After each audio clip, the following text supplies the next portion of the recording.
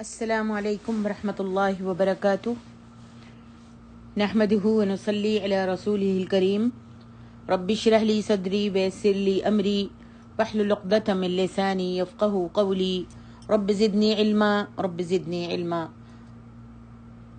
اللہم طہر قلبی من النفاق وعملی من الریاء ولسانی من الکذب فإنك تعلم خائنة الأعین وما تخفی الصدور آمین یا رب العالمین۔ تفسیر سورۃ یونس آیت نمبر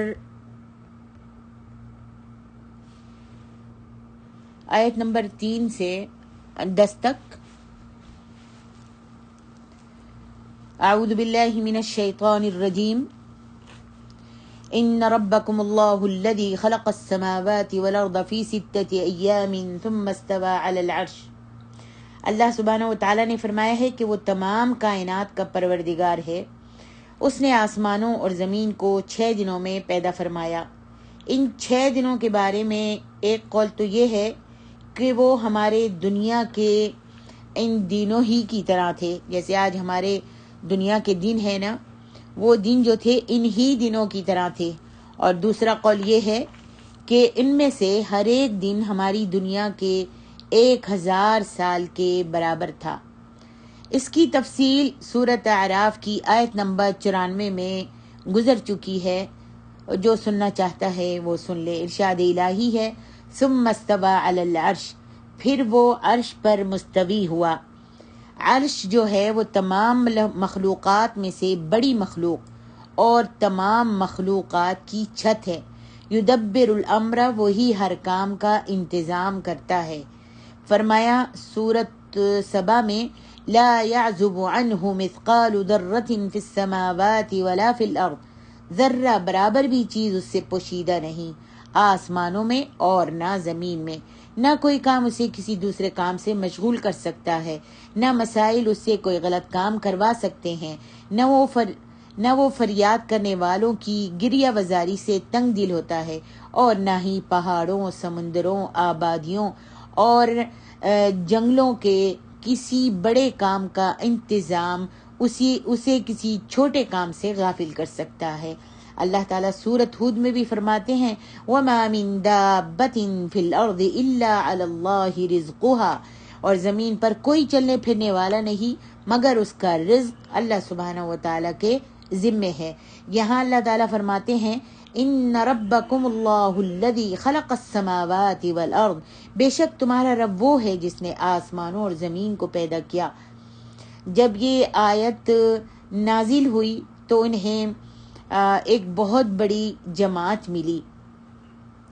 جب یہ آیت کریمہ نازل ہوئی تو انہیں ایک بہت بڑی جماعت ملی جس کے بارے میں ان کا خیال تھا۔ کعب بن عجرہ سے روایت ہے، کہتے ہیں کہ جب یہ آیت نازل ہوئی تو ان کا خیال تھا کہ یہ عربوں کی جماعت ہے۔ ان کو ایک بہت بڑی جماعت ملی جس کے بارے میں ان کا یہ خیال تھا کہ یہ عربوں کی جماعت ہے، لیکن جب انہوں نے ان سے پوچھا کہ تم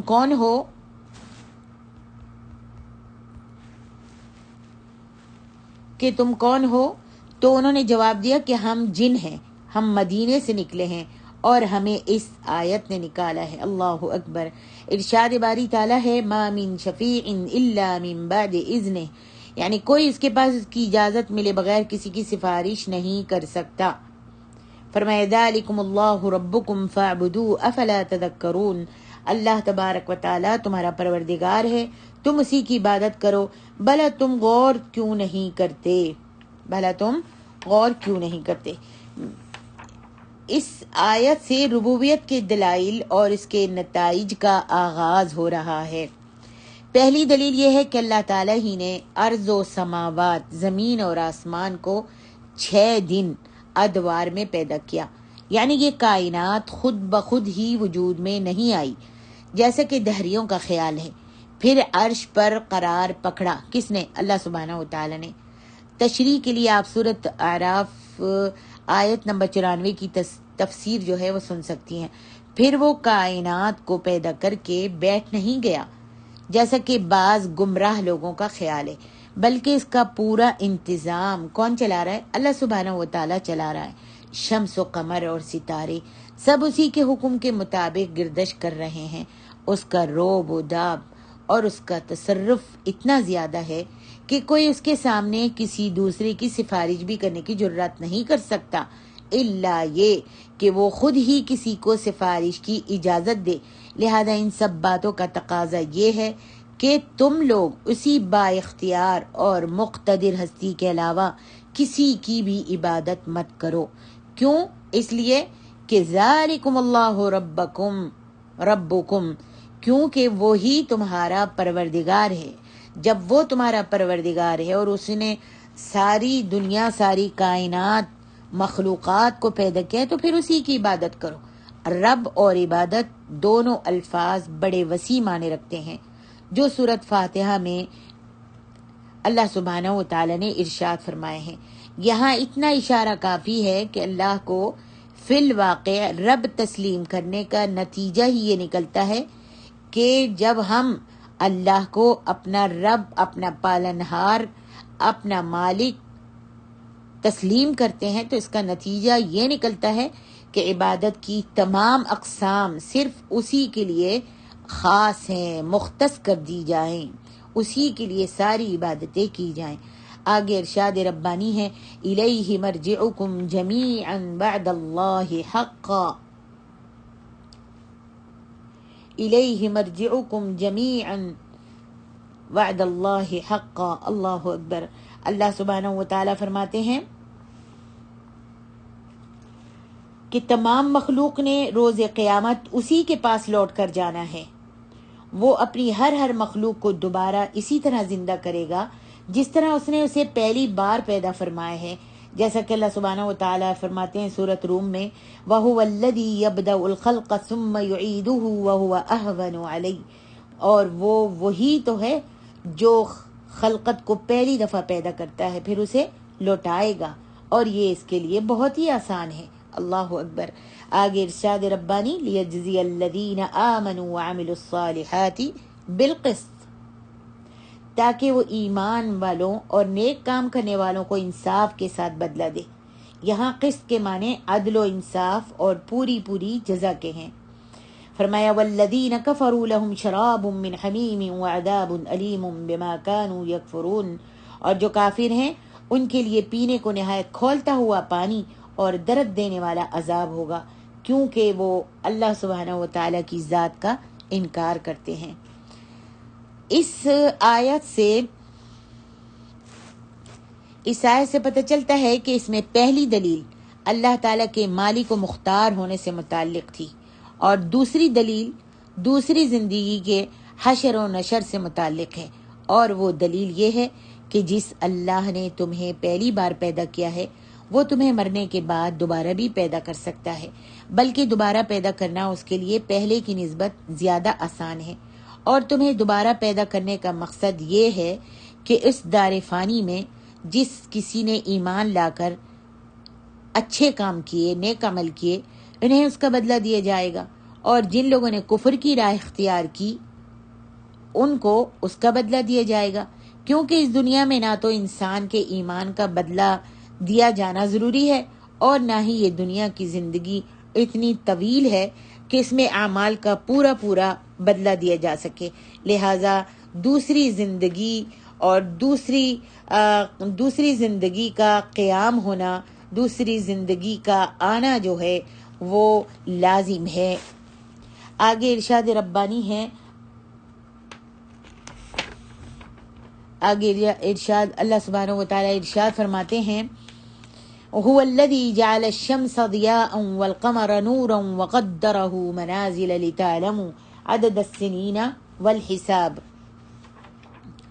اللہ سبحانہ و تعالیٰ ارشاد فرماتے ہیں اپنی ان نشانیوں کو اللہ نے اس آیت میں بیان کیا ہے جنہیں اس نے پیدا فرمایا اور اپنی کمال قدرت اور عظیم سلطنت کے لیے نشان بنا دیا ہے. مثلا اس نے سورج سے نکلنے والی شعاعوں کو ضیاء بنا دیا ہے اور چاند سے نکلنے والی شعاعوں کو نور بنا دیا ہے. ضیاء ایک الگ چیز ہے اور نور ایک الگ چیز ہے. دونوں میں فرق رکھا تاکہ ایک دوسرے سے مشتبہ نہ ہو جائیں. دن کو اس نے سورج کا راج قائم کر دیا اور رات کو چاند کا. پھر چاند کی اس نے منزلیں مقرر فرما دی کہ ابتدا میں جب چاند طلوع ہوتا ہے تو بہت چھوٹا ہوتا ہے، پھر آہستہ آہستہ اس کے وجود اور اس کے نور میں اضافہ ہوتا چلا جاتا ہے، حتیٰ کہ وہ بدر کامل یعنی 14ویں رات کا چاند بن جاتا ہے۔ پھر وہ آہستہ آہستہ کم ہونا شروع ہو جاتا ہے، حتیٰ کہ مہینے کے پورے ہونے پر وہ اپنی پہلی اور ابتدائی حالت کی طرف لوٹ آتا ہے۔ اللہ اکبر۔ اللہ سبحانہ و تعالیٰ نے سورۃ یاسین میں اس کا نقشہ کھینچا ہے، وَالْقَمَرَ قَدَّرْنَاهُ مَنَازِلَ حَتَّى عَادَ كَالْعُرْجُونِ الْقَدِيمِ لَا الشَّمْسُ يَنبَغِي لَهَا أَن تُدْرِكَ الْقَمَرَ وَلَا اللَّيْلُ سَابِقُ النَّهَارِ وَكُلٌّ فِي فَلَكٍ يَسْبَحُونَ۔ اللہ اکبر۔ اللہ سبحانہ و تعالیٰ نے یہاں پر فرمایا کہ ضیاء اور نور میں فرق یہ ہے کہ نور کا لفظ عام ہے اور ضیاء کا خاص ہے۔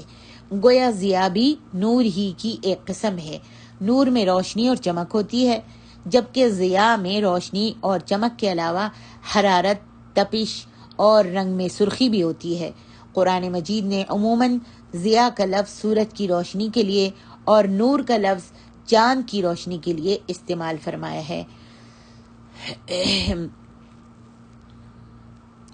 آگے ارشاد فرمایا والقمر نورا، اس سے معلوم ہوتا ہے کہ قمری تقویم ہی حقیقی تقویم ہے، شمسی نہیں۔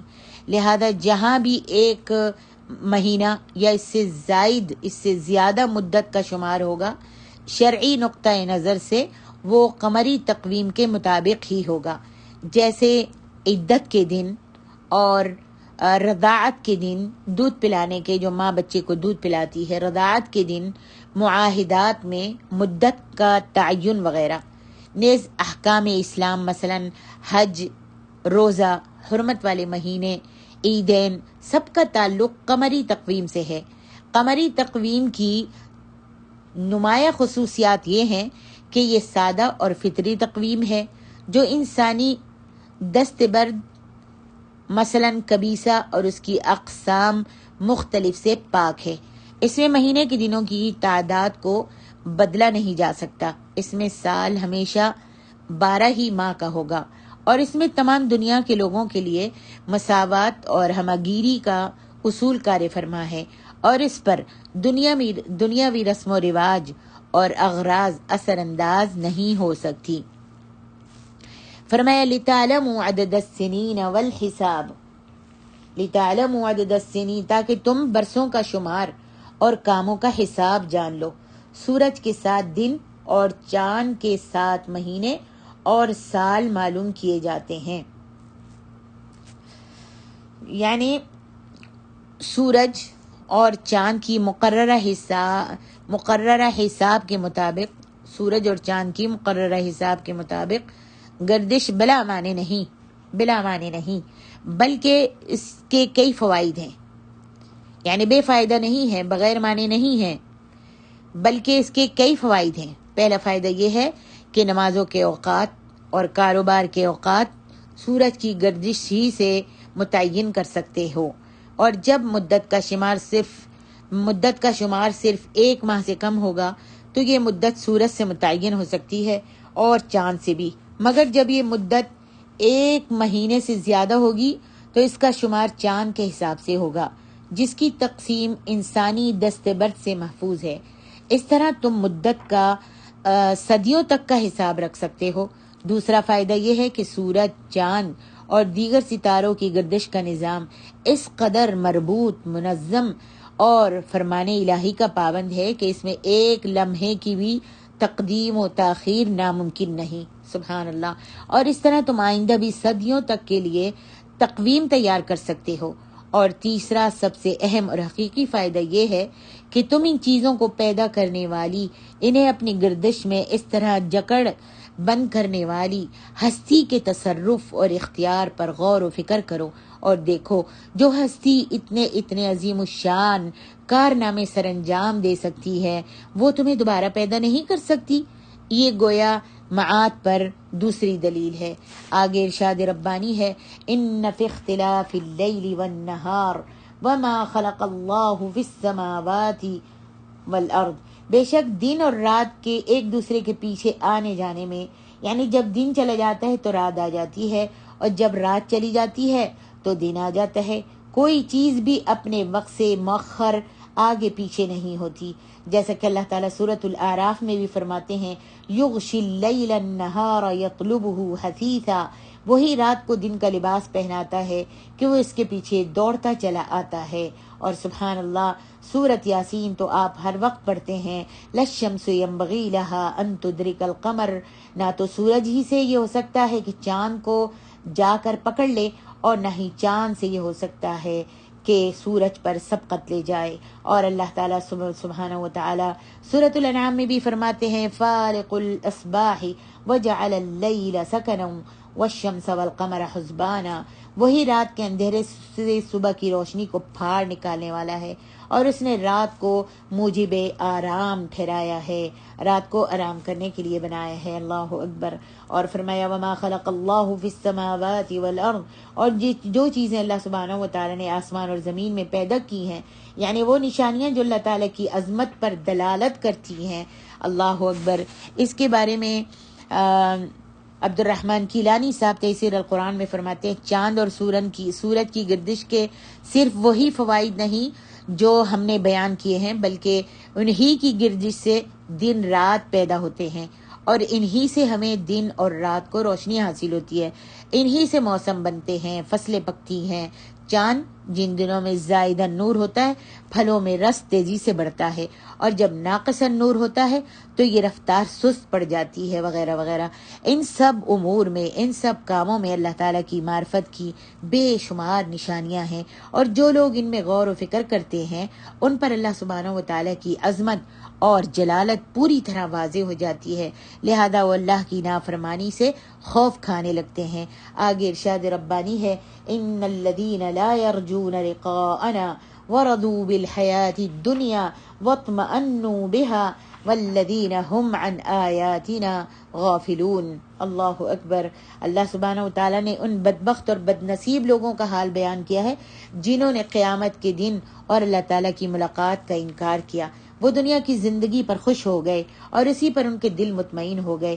امام حسن بصری فرماتے ہیں کہ اللہ کی قسم انہوں نے دنیا کو اس لیے مزین کر لیا اور اپنے اوپر سوال کر لیا اور اسے اس لیے اٹھایا کہ وہ اس سے خوش تھے، اور یہی لوگ اللہ تعالیٰ کی آیات کونیہ کائنات میں پھیلی ہوئی نشانیوں سے غافل تھے کہ ان میں غور و فکر نہیں کرتے تھے، اور آیات شرعیہ سے بھی غافل تھے کہ ان کے مطابق عمل نہیں کرتے تھے۔ قیامت کے دن ان لوگوں کا ٹھکانہ جہنم ہوگا، جو ان کے کمائے ہوئے برے اعمال، گناہوں، غلطیوں اور جرموں کی سزا ہوگی، اور اس کے ساتھ ساتھ یہ بد نصیب اللہ سبحانہ و تعالی اور اس کے رسول اور یوم آخرت کا انکار بھی کرتے تھے۔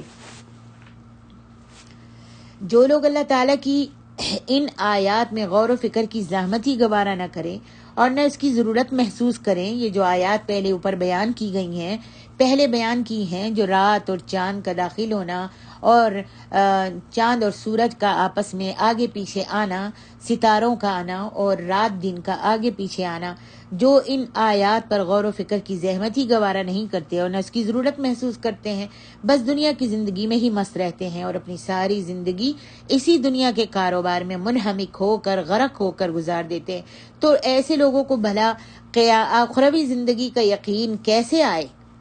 اور چونکہ اللہ سبحانہ و تعالیٰ نے انسان کو قوت، تمیز، عقل اور ارادہ اور تصرف کا اختیار عطا کیا ہے، لہذا جو لوگ عقل کو کام میں نہیں لاتے، بس دنیا میں مگن اور دنیاوی مفادات کے لیے ہی سب کچھ کرتے ہیں، انہیں اس غفلت کا بدلہ اللہ سبحانہ و تعالیٰ جہنم کی صورت میں دے گا۔ اس آیت سے یہ بات واضح طور پر معلوم ہو جاتی ہے کہ نیک اعمال صرف وہی لوگ بجا لا سکتے ہیں جو روز آخرت میں اللہ کے سامنے جواب دہی کے نظریے پر یقین رکھتے ہوں، جو روز آخرت پر یقین رکھتے ہوں اور مرنے کے بعد دوبارہ جی اٹھنے پر یقین رکھتے ہوں، اور پھر اللہ کے سامنے حاضر ہو کر اپنی سوال جواب کے لیے یقین رکھتے ہوں۔ گویا روز آخرت پر ایمان ہی وہ بنیاد ہے جس پر انسان کی صالح طرز زندگی کی عمارت اٹھائی جا سکتی ہے۔ اگر یہ بنیاد کمزور ہو یا موجود ہی نہ ہو کہ ہم مرنے کے بعد دوبارہ اٹھائے جائیں گے اور اللہ کو ہم نے جواب دینا ہوگا، تو کوئی ایسی طاقت نہیں جو انسان کو برے راستوں سے، بے راہ روی سے محفوظ رکھ سکے۔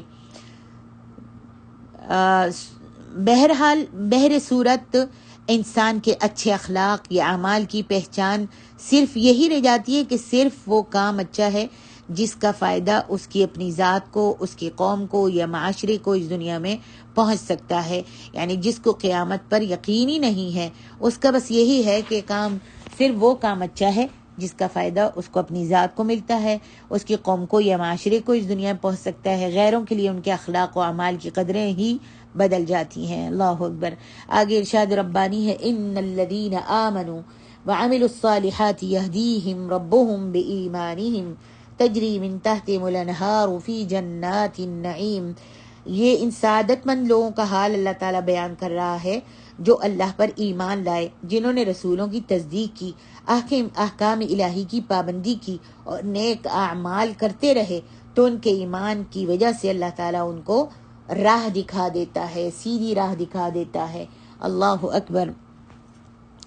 جن لوگوں نے اپنی خدا داد عقل کو ٹھیک طرح سے استعمال کیا، جو اللہ نے عقل دی ہے نا، اس کو ٹھیک طرح استعمال کیا، اس کی آیات میں غور و فکر کر کے اس کی معرفت حاصل کی، اللہ کی معرفت حاصل کی، اللہ کی پہچان حاصل کی، خالق کائنات اس کے بے پناہ اقتدار اور روز آخرت کا یقین کیا، اور آخرت میں جواب دہی سے ڈرتا رہا اور اللہ کے احکام کے مطابق نیک عمل کرتے رہے، انہیں ان کے اعمال کا بدلہ کیا ملے گا آپ سب جانتی ہیں۔ اللہ اکبر۔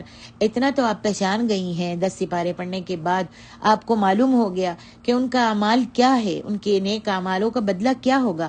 ان کے نیک اعمالوں کا بدلہ جنت کی صورت میں اللہ سبحانہ و تعالیٰ دے گا، جس کی نعمتیں لا تعداد، بے حساب اور لا زوال ہوں گی۔ اللہ اکبر۔ فرمایا دعواہم فیہا سبحانک اللہم وتحیتہم فیہا سلام۔ ان کی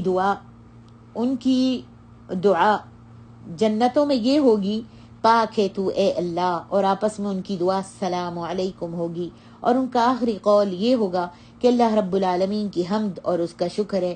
یعنی یہ اہل جنت کا حال ہے۔ اور اس آیت کی مشابہت سے اور بھی اللہ تعالیٰ نے سورت احزاب میں اور سورت واقعہ میں اور سورت یاسین میں فرمایا ہے، اور سورت الرعد میں بھی فرمایا ہے۔ فرمایا تحیتہم یوم یلقونہ سلام۔ سورہ احزاب میں اللہ فرماتے ہیں جس روز وہ اس سے ملیں گے تو ان کا تحفہ اللہ کی طرف سے سلام ہوگا۔ اور سورۃ الواقعہ میں اللہ فرماتے ہیں لا يسمعون فيها لغوا ولا تأثیما الا قیلا سلاما سلاما۔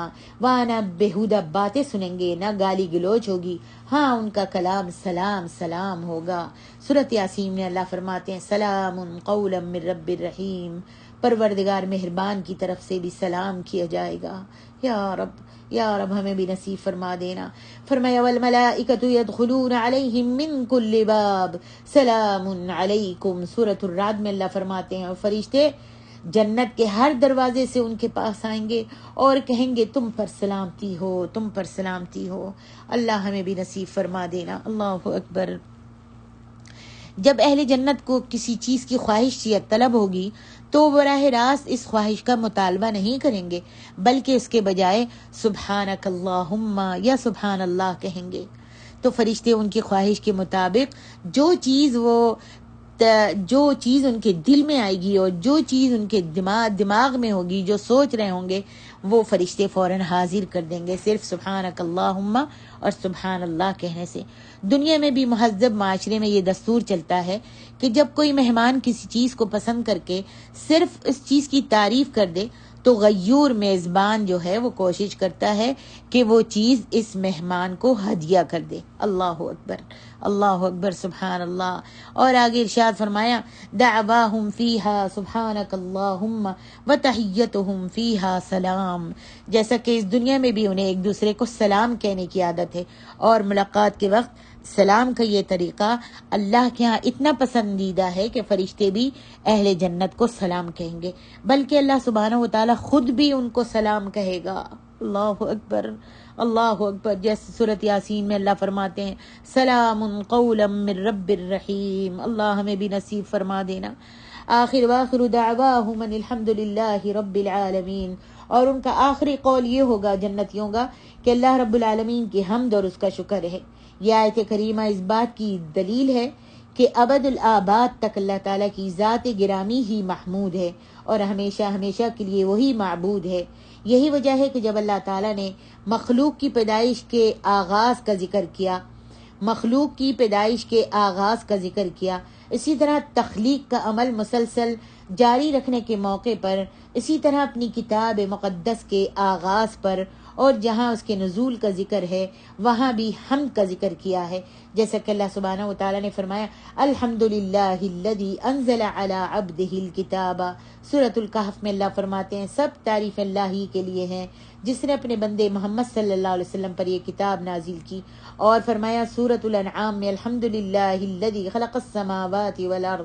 ہر طرح کی تعریف اللہ ہی کے لائق ہے جس نے آسمانوں اور زمین کو پیدا کیا. اس طرح اور بھی بہت سے احوال میں اللہ تعالیٰ نے اپنی ذات گرامی کی حمد بیان کی ہے. ان کا ذکر موجب طوالت ہوگا، اگر پورا بیان کروں گی تو طول ہو جائے گا، طویل ہو جائے گا. بہرحال ابتدا میں بھی، آخر میں بھی، دنیا میں بھی، آخرت میں بھی اور ہر حال میں وہی حمد و ثنا کا مستحق ہے. جب اہل جنت کی خواہش کی اشیاء انہیں مہیا کر دی جائیں گی اور وہ ان سے استفادہ کر لیں گے یا آپس میں سلام و دعا کے بعد آپس میں جب گفتگو کریں گے تو ان کا آخری طرز عمل با اختتام یہ ہوگا کہ وہ اللہ کی تسبیح اور تقدیس میں مشغول ہو جائیں گے جس سے وہ دنیا میں مانوس تھے. جیسا کہ حدیث میں آتا ہے ان اہل الجنت یلہمون التسبیح والتحمید کما یلہمون النفس. یقیناً اہل جنت کو تسبیح و تحمید کا الہام ہوگا جس طرح انہیں ان کا سانس الہام کیا جاتا ہے. یعنی جیسے سانس لیتا ہے نا انسان، تو جنت میں جب سانس لیں گے تو اس سے تسبیح اور تحمید ان کی سانس کے ذریعے نکلے گی. اور یہ اس لیے کہ وہ دیکھیں گے کہ ان پر ہر لمحہ اللہ تعالیٰ کی نعمتوں میں اضافہ ہی ہوتا جا رہا ہے اور انہیں بار بار ایسی نعمتوں سے سرفراز کیا جا رہا ہے جن کی نہ کوئی انتہا ہے اور نہ وہ کبھی ختم ہی ہوں گی. بس اللہ سبحانہ و تعالیٰ کے سوا نہ کوئی معبود ہے اور نہ ہی کوئی پروردگار ہے.